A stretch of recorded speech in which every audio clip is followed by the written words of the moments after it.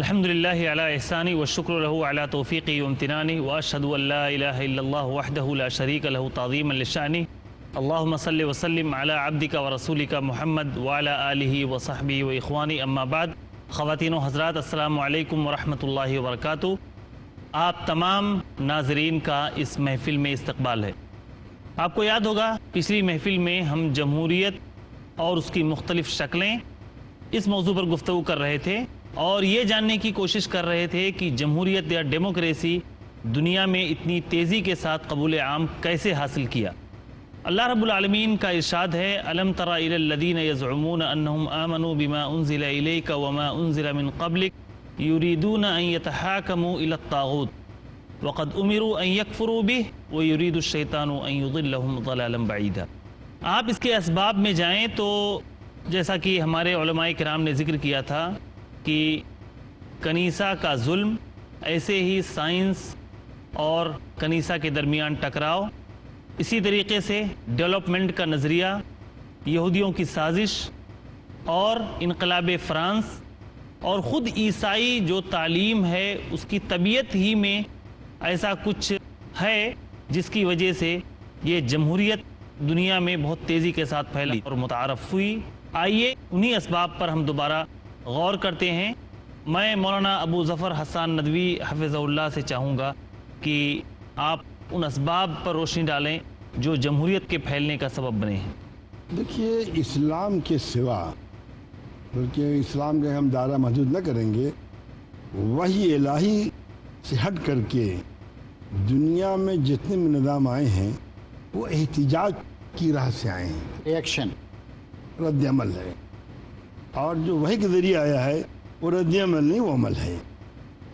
جمہوریت قطعاً اس کو ہم انقلاب فرانس سے نہیں جوڑ سکتے۔ صحیح ہے کہ جہاں جہاں فیڈرل نظام تھا وہاں آیا ہے، لیکن یہ تو بہت پرانی چیز ہے۔ یہ انسان کا اپنا تجربہ ہے۔ انسان نے جب بھی معلوم تاریخ میں تجربے کی بنیاد پہ اپنی حکومت چلانے کے ذرائع اسباب پہ غور کیا تو اس کو جمہوریت کے سوا کوئی دوسرا چوکھڑا نظر نہیں آیا۔ اس کی وجہ سے کہ آپ لوگوں کی ساری باتیں ہو چکی ہیں، اسی سے میں کہہ رہا ہوں، وہی باتیں آپ کو دہرا رہا ہوں کہ انسان کی اس میں خواہش پروان چڑھتی ہے کہ ہم کو یہ اختیار مل رہا ہے، ہم اپنے طور پر اپنی زندگی کا، اپنے مستقبل کا، اپنے مستقبل کا فیصلہ کر سکیں، چاہے اس کو یہ چیز نہ ملے۔ بالکل جمہوریت میں عام انسانوں کی حالت ہے جیسے آزادی کے نام پر آج خواتین کی حالت ہے کہ نعرہ لگانے والے جس انداز سے چاہیں اس کو موڑ دیں، جو چاہیں سو کریں۔ حقیقی جمہوریت تاریخ میں آج تک کہیں برپا نہیں ہو سکی ہے، کہیں نہیں برپا ہو سکی۔ لینن نے کہا تھا کہ میں اختیار دیتا ہوں ان لوگوں کو کہ وہ اپنی بات پورے زور سے کہیں، لیکن میں نہیں چاہتا کہ میں جو کہوں اس کے خلاف کیا جائے۔ یہ بہت حوصلے کی بات ہے کہ آدمی دوسروں کی سنے اور سن کر کے اس پر کان دھرے۔ جیسے حضرت عمر رضی اللہ تعالیٰ عنہ سے جب مختلف مواقع پہ بات ہے کہ ان پہ اعتراض کیا گیا، انہیں کسی عمل کو دیکھو نے اس کو سمجھایا، مطمئن کرنا چاہا کہ میرا عمل ایسا نہیں ایسا ہے، اور یہ بھی آسانی تھا، بہت آسان سی بات ہے، چلو ہٹ جاؤ یہاں سے۔ تو یہ جو گنجائش ہے، اچھا جبکہ مطلب آج جمہوریت گنجائش نہیں ہے۔ آج آپ جمہوریت میں جب تک آپ ایک بہت بڑا احتجاج نہ یعنی وہ کریں، ریلیاں نہ نکالیں، ہنگامہ نہ کریں، تب تک آپ کے ایک فرد کی آواز کی کوئی قیمت نہیں ہوگی۔ لیکن اسلامی نظام میں، فکر میں، وحی کے اوپر جو نظام برپا کیا جاتا ہے وہاں ایک فرد کی رائے کو بھی بڑی اہمیت دی جاتی ہے۔ میں یہ بتانا چاہتا ہوں کہ جمہوریت کے جو اسباب ہیں، سب سے بڑا سبب اس کا ہے ریئیکشن۔ جی، جہاں جہاں ظلم ہوا ہے، تعدی ہوئی ہے، وہاں وہاں جمہوریت کی کا سہارا لے کر کے عوام نے اپنے کو طاقت پہنچانی چاہیے۔ اس کے سوا کوئی سبب میں سمجھتا ہوں اور نہیں ہے۔ جی مولانا اعجاز اسلم صاحب، اسباب جمہوریت کے پھیلنے اور متعارف ہونے کے۔ اللہ تعالیٰ نے ارشاد فرمایا وَأَمْرُهُمْ شُورَىٰ بَيْنَهُمْ، مسلمانوں کے آپسی معاملات باہمی مشورے سے طے پائیں گے۔ یا خود نبی کریم صلی اللہ علیہ وسلم جو اللہ تعالیٰ کی طرف سے جنہیں بھیجا گیا تھا، کہا گیا وَشَاوِرْهُمْ فِي الْأَمْرِ، تو یہ تو رہی اسلامی نظام حکومت کی اسپرٹ۔ لیکن مغرب میں یہ ہوا کہ بادشاہتیں رہیں اور بادشاہوں کی کشمکش رہی یا پھر فیوڈل لارڈس جو تھے ان سب کا عمل دخل رہا یا کلیسا کی مداخلت رہی، تو خاص کر مغرب جہاں پر جمہوریت پروان چڑھی وہاں پر انہوں نے محسوس کیا ہمیں اپنے معاملات کا خود فیصلہ کرنا چاہیے، نمبر ایک۔ دوسری بات یہ ہے کہ سارے وسائل و ذرائع پر کچھ خاص لوگوں نے قبضہ کر لیا ہے، اس کا فائدہ ہم کو ملنا چاہیے۔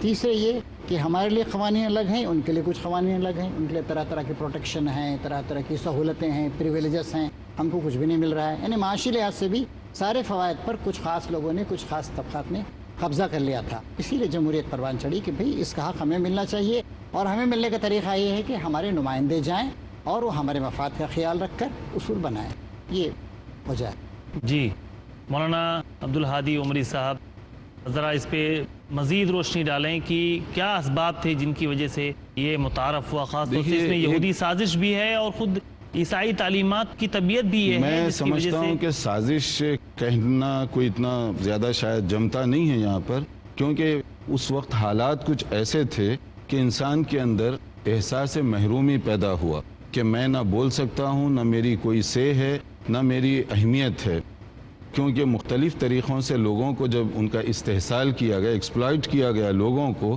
ان کے اندر وہ ریئیکشن پیدا ہونا یہ ضروری تھا۔ اور عین اس زمانے میں جبکہ مغربی دنیا کے اندر، جبکہ وہ بالکل بہت ابھی ترقی سے بہت دور تھے، اس وقت ہمارے پاس کوئی ایسا مؤثر متبادل نظام جس کو بطور مثال کے پیش کریں، نظریہ تو ہے لیکن بطور مثال کے پیش کریں، وہ کمزور ہو رہا تھا۔ اسلامی نظام اپنی جگہ بہت ہی معنی خیز، درست اور مضبوط ہے، لیکن آہستہ آہستہ اس کے ماننے والوں کی عملی کمزوریوں سے اس کے اوپر پردہ چڑھ گیا، اور اس پردہ چڑھنے کی وجہ سے لوگوں نے دیکھا، جیسے اب بھی بہت سارے لوگ کہتے ہیں کہ اسلامی نظام تو بہت مضبوط ہے مگر ہم اسے دنیا میں اس وقت دیکھنا چاہتے ہیں، تو ہم بطور مثال کے دو ٹوک الفاظ میں یہ نہیں کہہ سکتے بھی آپ اسلام کو دیکھنا چاہیں تو فلاں ملک کو دیکھ لیں، کیونکہ ہر جگہ خیر کے پہلو بھی ہیں لیکن ساتھ ساتھ بہت سے شر کے پہلو بھی ہیں، تو بطور مثال کے ہم پیش نہیں کر سکتے۔ تو ایک دوسرا سبب بنا کہ ایک طرف لوگوں کے اندر احساس محرومی تھا اور دوسری طرف ہمارے پاس اس کا متبادل نظام موجود تھا مگر عملی شکل میں دکھائی نہیں دے رہا تھا، تو لوگوں نے وہ نیا نظریہ تھا، اور جب ان کو کہا گیا کہ آپ کو بولنے کا حق بھی ملے گا، اپنے حکمران بنانے کا بھی حق ملے گا، تو انہوں نے اس کو فوری طور پہ قبول کیا۔ جی جزاک اللہ خیراً۔ ناظرین کرام، آپ نے دیکھا کہ یہ جمہوریت یا ڈیموکریسی جو ہے کیوں کر دنیا میں متعارف ہوئی، اس کے وجوہات اور اسباب کیا تھے، اور اس کے پیچھے جو بنیادی وجہ تھی وہ انسانوں کی محرومی تھی اور کلیسا کا یا مذہب کا بیجا ظلم تھا، جنہوں نے انسان کی زندگی اجیرن کر دی تھی اور ان کی پرائیویٹ زندگی کو جہنم بنا دیا تھا اور ان کی آزادی پورے طور پر سلب کر لی تھی۔ ہم اگلے نقطے پہ آتے ہیں اور مولانا رضا اللہ صاحب سے یہ چاہیں گے کہ جمہوریت کے جو اثرات مغرب پر پڑے، کیونکہ جمہوریت کی طبیعت ہی ہے کہ چاہے وہ عقیدہ ہو، چاہے وہ اخلاق ہو، چاہے معاملات ہوں، وہاں پر دین کا کوئی دخل نہ ہو، کیونکہ جمہوریت کی جو تعریف یا ڈیموکریسی کی جو تعریف ہی ہے اسی سے پتہ چلتا ہے کہ اس میں حاکمیت الہ کا کوئی تصور نہیں ہے، عوام ہی ہے جو شارع ہیں، وہی لیجسلیٹر ہیں، وہی قانون بنائیں گے جو ان کے مفاد میں ہوگا، چاہے وہ حلال ہو یا حرام ہو۔ تو مغرب پر اس کے کیا اثرات مرتب ہوئے، ذرا اس پہ روشنی ڈالیں۔ مثلاً جیسے اردو میں محاورہ ہے کہ دودھ کا جلا چھاچھ کو پھونک پھونک کر پیتا ہے، وہی صورتحال یہاں پیدا ہوئی۔ یورپ میں جو یہ جمہوری انقلابات آئے، وہ مذہب کے نام پر جو ظلم و زیادتی ایک زمانہ دراز تک وہ جھیلتے رہے تھے، اس سے چھٹکارا انہوں نے جمہوریت کے نام پر پایا تھا۔ اب وہ دوبارہ کسی دوسرے مذہب کے چنگل میں پھنسیں، چاہے وہ کتنا ہی انصاف پسند ہو، ایک انصاف کی حکومت دے سکتا ہو، وہ ان کے لیے کتنا ہی بہتر و مفید ہو، وہ دوسرا تجربہ نہیں کرنا چاہتے۔ مذہب ہی سے بیزار ہو گئے، مذہب ہی سے بیزار ہو گئے، اور مذہب کی بیزاری بڑی بھیانک شکل میں یورپ میں آج بھی ہے، اور پرانے لٹریچر کو بھی آپ دیکھیں کہ مذہب کے نام سے ہی ان کو وحشت ہونے لگی۔ اس لیے جو لوگ کلیسا کو مانتے بھی تھے، انہوں نے کلیسا کو اپنی زندگی سے، اپنی ساری چیزوں سے نکال کے صرف ہفتے کے ایک دن میں اور چرچ کے گیٹ تک، محدود کر اندر سے گیٹ تک یہاں تک محدود کر دیا. اندر جائیں گے تو اب وہ پورے طریقے سے مذہبی ہے. وہاں وہ جو کچھ بھی پوپ کہے گا، پادری کہے گا، سب پہ یس یس کریں گے. نو نہیں ہے وہاں. نہیں بلکہ وہ بھی ختم ہو گیا. اب چرچ کے اندر بھی ختم ہو گیا کہ چرچ کے اندر اس طرح سے کہ وہ ابھی جو سنگل میرج کا جو رواج چل پڑا ہے اس کے اندر، چونکہ عیسائی مذہب کے اندر بھی وہ جائز نہیں ہے کہ مرد کی شادی مرد سے ہو، مگر اب چرچ اس میں اپنی زبان نرم کر رہا ہے کہ اس طرح سے ہمیں سختی کرنے کا نقصان ہوگا. اگر کوئی خوش دلی سے کرنا چاہے تو اس کو گوارا کر لیا جائے. نمبر 2، ابھی ایک نئی تحریک یہ شروع ہوئی چرچ کے اندر کی جو بات ہے کہ چرچ کے اندر جو ہے ابھی تک بشپ وغیرہ یعنی مرکزی جو دینی رہنما پادری عورتیں نہیں بنتی تھی، اب ان کو امامت کی ذمہ داری دی جا رہی ہے اور ان عورتوں کی امامت میں بہت جو لوگ چرچ میں جاتے ہیں اب وہ عبادت کر رہے ہیں. جزاک اللہ خیراً. انشاءاللہ العزیز مولانا ہم بقیہ باتیں بریک کے بعد لیں گے. یہاں پر ایک مختصر سا وقفہ لیتے ہیں. وقفے کے بعد ناظرین کرام ہم دوبارہ آپ کی خدمت میں حاضر ہوں گے. آپ انتظار کیجئے اور ہمیں اجازت دیجئے. السلام علیکم ورحمۃ اللہ وبرکاتہ.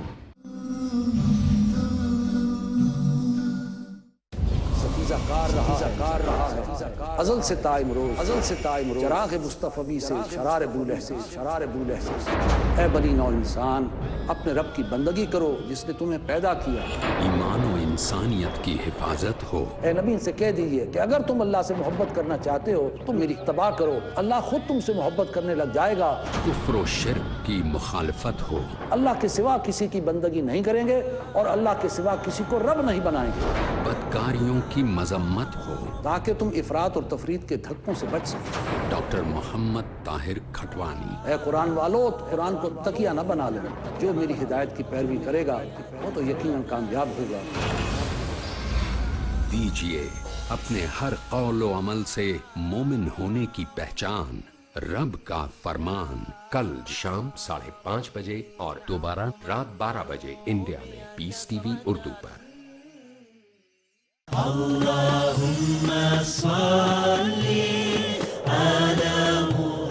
احادیث نبوی صلی اللہ علیہ وسلم. حضرت ابو ہریرہ رضی اللہ عنہ سے روایت ہے کہ رسول اللہ صلی اللہ علیہ وسلم نے فرمایا، جو شخص اللہ پر اور قیامت کے دن پر یقین رکھتا ہے اس کو چاہیے کہ یا تو اچھی بات کرے یا چپ رہے، اور جو شخص اللہ پر اور آخرت کے دن پر ایمان رکھتا ہے اس کو چاہیے کہ اپنے پڑوسی کا پاس و لحاظ رکھے، اور جو شخص اللہ پر اور قیامت کے دن پر ایمان رکھتا ہے اس کو چاہیے کہ اپنے مہمان کی مہمان نوازی کرے. صحیح مسلم جلد نمبر 1 کتاب الایمان باب نمبر 20 حدیث نمبر 75.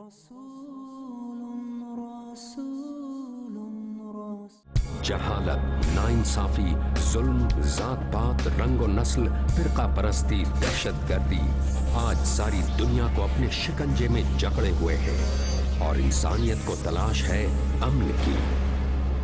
اسلامک ریسرچ فاؤنڈیشن کے زیر اہتمام اپنی نوعیت کی پہلی اردو عالمی اسلامی کانفرنس. مختلف مکتبہ فکر کے معتبر علماء کرام، ایک پلیٹ فارم، ایک مقصد، امن کے پیغام کو دنیا کے کونے کونے میں پھیلانا.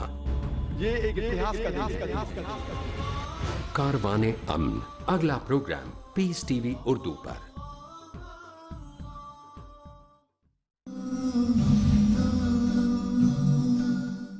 السلام علیکم ورحمۃ اللہ وبرکاتہ. ناظرین کرام، بریک کے بعد آپ کا دوبارہ خیر مقدم ہے. جمہوریت نے کیا گل کھلائے ہیں مغرب پر اور ڈیموکریسی کے کیا اثرات مرتب ہوئے ہیں ان ملکوں پر جہاں پر یہ نظام، یہ سسٹم نافذ کیا گیا ہے. اسی تعلق سے ہماری گفتگو چل رہی تھی.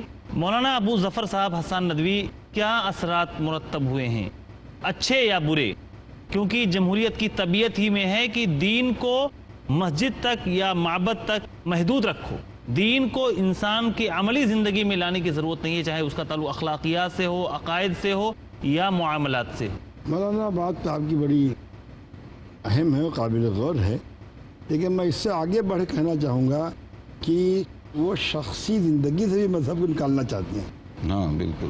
ورنہ جس انداز کی کوششیں جمہوریت کے نام پہ برپا کی جا رہی ہیں وہاں شخصی مذہبی خطرے میں ہے. مثال کے طور پر وہ دن تاریخ کا انتہائی سیاہ دن تھا جب ملکہ نے اس شادی کے اوپر دستخط کیا تھا جس میں ایک جنس کی شادی جائز قرار دی گئی تھی. ایک خاتون، ایک لیڈی، خطرناک دن تھا، لیکن اس کے اوپر کوئی آواز نہیں اٹھ سکی. حیرت ہے کہ عیسیٰ کے ماننے والے بھی تو خاموش رہ گئے. اور وہ خود چرچ آف انگلستان کی سربراہ بھی ہے. جی ہاں، وہی جو ہوتی ہے سربراہی ہوتی ہے. وہ بتائیے یہ آسان بات نہیں تھی، بہت کٹھن مرحلہ تھا مولانا، بہت کٹھن مرحلہ تھا. بعد اس سے وہ یورپ گزرا، آج بھی گزر رہا ہے، اور ان کے اس طرز فکر میں کوئی تبدیلی نہیں آئی ہے. اور یہ بات حکومتوں نے کی ہے افراد کو دبانے کے لیے، صحیح آواز کو دبانے کے لیے، ان کی شخصی کمزوریوں کو. اور دوسرا کام یہ کرتے ہیں کہ اس جمہوریت کو استحکام بخشنے کے لیے وہ اخلاقی کمزوریوں کو پروان چڑھاتے ہیں تاکہ انسان اس میں جٹا رہے، اسی میں محو رہے اور کچھ سوچ سکے، نہ اپنے بارے میں، نہ اپنی قوم کے بارے میں، نہ اپنے مستقبل کے بارے میں. اعجاز اسلم صاحب، آپ نے بھی یورپ امریکہ کا دورہ کیا ہے، آپ نے وہاں کیا دیکھا؟ جمہوریت کے کیا اثرات ہیں وہاں عوام پر اور سماج و معاشرے پر؟ دیکھیے، نظریات ہوتے ہیں جو دنیا کی صورت گری کرتے ہیں. آئیڈیاز رول دی ورلڈ، نظریاتی حکمرانی کرتے ہیں. عیسائیت کی بہت بڑی کمزوری یہ ہے، سیدنا عیسیٰ علیہ السلام تقریباً 35 سال کے 34 سال کے تھے جب منصب شہود پر آئے. انہوں نے کچھ باتیں پیش کی، وہ کوئی نئی شریعت لے کر نہیں آئے تھے، وہ حضرت موسیٰ علیہ السلام کی شریعت کو زندہ کرنے کے لیے تشریف لائے تھے.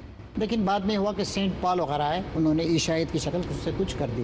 اس کے بعد ہوا ہے کہ اس وقت جو رومن امپائر تھا، جس کی حکومت فلسطین میں بھی تھی اور دنیا کے بڑے حصے پر تھی، ان سے عیسائیوں کی یا عیسائی چرچ کی کشمکش شروع ہوئی.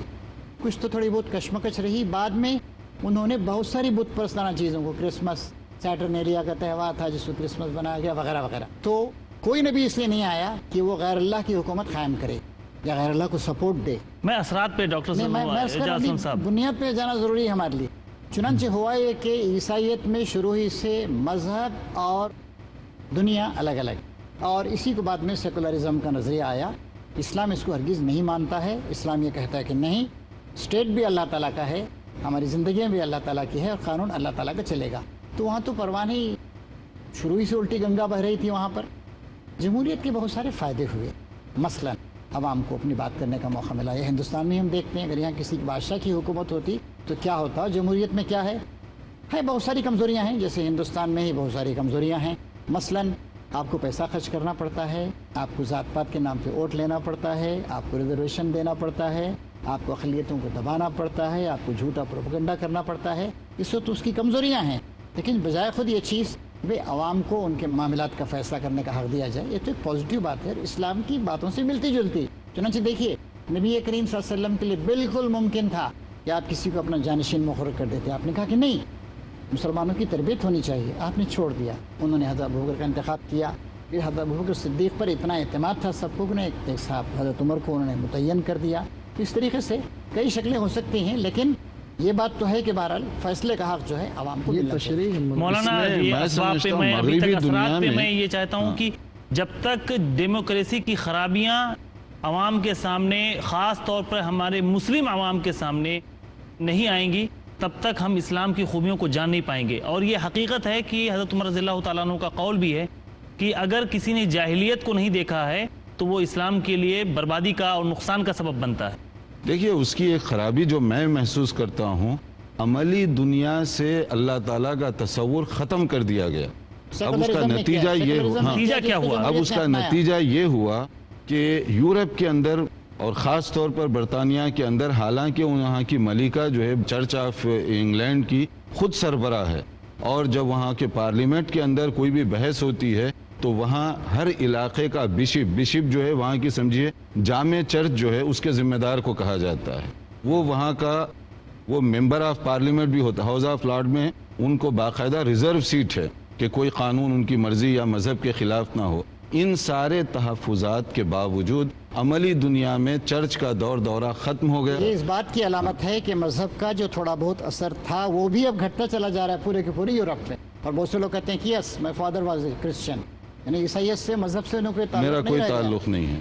یہ ڈیموکریسی یا جمہوریت کی جو کئی شکلیں، اس میں نیشنلزم اور یہ لیبرلزم، آزادی اور قومیت، بے تحاشا آزادی اور صرف اپنی قوم کے بارے میں، انہی کے بارے میں، انہی کے مفاد کے لیے ہی ساری چیزیں سوچنا، یہ چیزیں اس نظریے نے کتنا نقصان پہنچایا ہے وہاں کے لوگوں کو اور وہاں کے عوام کو؟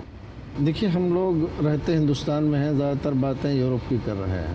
نہیں، جہاں بھی یہ سسٹم ہے، ہم کسی ایک ملک کا نام لے کے نہیں کہہ رہے ہیں، جہاں بھی یہ سسٹم رائج ہے. ہمارا ملک بھی جمہوری کہلاتا ہے اور ہمارے یہ مسلم ممالک جو ہیں سب اپنے ساتھ ڈیموکراتیہ لگائے ہوئے ہیں. جی، تو یہاں کی جمہوریتوں میں کیا ہو رہا ہے اور اس کے کیا اثرات مرتب ہو رہے ہیں، ان سے ہمارا براہ راست تعلق ہے. بالکل. ہمارے ہندوستان میں کیا ہو رہا ہے، یہ سب کیا ہے، سب قانون کے نام پر، جمہوریت کے نام پر کیا ہے کہ باقاعدہ ٹارگیٹ کر کے ایک پوری کمیونٹی کو برابر تسلسل کے ساتھ اس کو ذلت و خواری سے دوچار کرنے کے لیے قوانین بنائے جا رہے ہیں اور ان کو برتا جا رہا ہے. یہ تو شیخ اور دراصل ہوتا یہی ہے یہ تو طاقت کا غلط استعمال ہوا نا کہ چاہے جمہوریت ہو، ڈیموکریسی ہو، یا کتنا بھی خوبصورت نام اس کا دے دیا جائے، حکومت میجورٹی ہی کی چلتی ہے، اکثریت ہی کی حکومت چلتی ہے. ہاں، تو وہ اپنی طاقت کا غلط استعمال کر کے جو چاہے قانون بنا لیں، جیسے چاہے قانون بنا لیں. اکثریت کا مطلب جو پارلیمنٹ میں ہیں ان کی اکثریت، چاہے وہ ملک کے 20% کیوں نہ ہو، کیونکہ بعض علاقوں میں، صرف بعض ممالک میں یہ قانون ہے کہ جب تک 50% نہیں ہوں گے، چاہے آپ کو 3 جماعتیں ساتھ ملانی پڑیں، 4 ملانی پڑیں، 50% نہیں ہوں گے آپ حکومت نہیں کر سکتے. یہ چند علاقے ہیں دنیا میں، ان کو چھوڑ کر اکثریت یہ ہے کہ الیکشن میں جو جیت گیا اس کی اکثریت، چاہے آبادی کی 20% ہی کیوں نہ ہو. جمہوریت کے مس یوز کی جس ہم گفتگو کر رہے ہیں، اور جمہوریت کا جو پچھلے 300 سال میں پروان چڑھی، مغرب میں پروان چڑھی. مغرب اس وقت کیا کر رہا تھا؟ مغرب نے اپنے ہاں کے عوام کو تو حقوق دیے، لیکن دوسرا کام اس نے یہ کیا کہ جو غریب ممالک تھے، افریقہ کے ممالک، England, France, Germany, Holland, Spain, Portugal, دنیا بھر میں پھیل گئے، دنیا کے ملکوں پر انہیں قبضہ کیا. ان کے ہاں تو جمہوریت پروان چڑھتی رہی، لیکن یہاں پر بدترین قسم کے مظالم کیے، ان کے وسائل پہ انہوں نے قبضہ کیا، اس کو لوٹ لوٹ کر لے کر گئے. اور مغرب میں ابھی تک وہ چیز پائی جاتی ہے. جیسے امریکہ میں ایک شخص کو شخصی آزادی ہے، لیکن امریکہ دوسروں کے ساتھ کیا کر رہا ہے. یا شخصی آزادی کا غلط ساؤتھ استعمال. افریقہ آپ نے مثال دی، ساؤتھ افریقہ کس قبضے میں تھا؟ انگلینڈ کے قبضے میں تھا. اور وہاں پر کس کی حکومت تھی؟ انگریز. جو تھوڑے انگریز وہاں پر 15-20% انگریز تھے، ان کی حکومت تھی. وہاں کے عوام کو، کالے لوگوں کو کسی قسم کا اختیار نہیں تھا. تو مغرب کے خمیر کے اندر جو خرابی ہے، استحصال، ایکسپلائٹیشن، ظلم کرنے کی، جمہوریت کا نام لے کر بھی یہ سارے کے سارے کام وہ کرتا رہا. مولانا، جو میں نے ایک نقطہ چھیڑا تھا، جمہوریت کی جو شکلیں ہیں اس میں جیسے لبرلزم، آزادی، اور اسی طریقے سے نیشنلزم، یہ بہت زیادہ، بہت کھل کر آج سامنے آ رہا ہے. اور ہر ملک، ایک جو قوم ہے وہ اپنے علاوہ دوسرے قوموں کے بارے میں کچھ بھی نہیں سوچتے، یعنی لوٹ کھسوٹ کا ایک مزاج بن گیا ہے، اور اپنے علاوہ دوسرے لوگوں کو حقیر سمجھنا، ذلیل سمجھنا، یہ ان کے مزاج میں شامل ہو گیا ہے. یہ بھی بہت بڑی خرابی ہے. ذرا اس نقطے کو واضح کریں. اسلام کے سوا جو بھی نظام فکر ہوگا، نافذ کرنے والوں کے تحفظات کی پوری اس میں رعایت ہوگی. اپنی لالچ، خود غرضی، پورا تحفظات وہ جتنا پھیل جائے. اب دیکھیے، اگر آپ جمہوریت کو پڑھیں علمی طور پر تو یہ بات سامنے آتی ہے کہ اقلیتیں جو ہوں گی جمہوریت میں وہ بیلنس پیدا کریں گے. اور عملاً طور پہ کیا ہمارا نے بتا دیا کہ جو جہاں جہاں آپ کی اکثریت ہے وہاں وہ سیٹ ریزرو ہو گئی. کھیل و تماشے تو چوہے بجلی کے چلنے والے ہیں، دنیا میں ہوگا. بات وہی ہے جو کھل کے کہی جاتی ہے کہ وحی الہی کے اوپر جو اب مسلمان سن لے، جان لے کہ وحی الہی کے اوپر جو نظام برپا ہوگا اس میں دنیا کی کسی بھی اقلیت کے پورے حقوق محفوظ ہوں گے. اور وحی الہی کے خلاف جو نظام برپا ہوگا وہ صرف نافذ کرنے والوں کی منفعت ہوگی، لوٹ ہوگا، کھسوٹ ہوگا، ان کی عیاشی ہوگی، ان کی فحاشی ہوگی، اور ان کے عقائد کی ترویج ہوگی. جزاک اللہ خیراً. ناظرین کرام، وقت اب ختم ہو گیا ہے، اس لیے ہم بقیہ باتیں انشاءاللہ العزیز اور اہم باتیں اگلی محفل میں کریں گے. ہماری ساری باتیں ہمارے علماء کرام کی اہم ہوتی ہیں، لیکن ہم اب اگلی محفل میں گفتگو کرنے والے ہیں کہ جمہوریت یا ڈیموکریسی اسلام سے کس قدر متصادم ہے، کس قدر ٹکراؤ ہے. کیونکہ یہ غلط فہمی بہت زیادہ پائی جاتی ہے کہ بہت زیادہ مسلمان، تعلیم یافتہ مسلمان، جمہوریت کی طرف للچائی ہوئی نگاہوں سے دیکھتے ہیں اور اسی کو انسانوں کی نجات کا ذریعہ سمجھتے ہیں۔ انشاءاللہ العزیز اسی غلط فہمی کو ہم اگلی محفلوں میں دور کرنے کی کوشش کریں گے۔ تب تک کے لیے آپ سے اجازت چاہتے ہیں۔ السلام علیکم ورحمۃ اللہ وبرکاتہ۔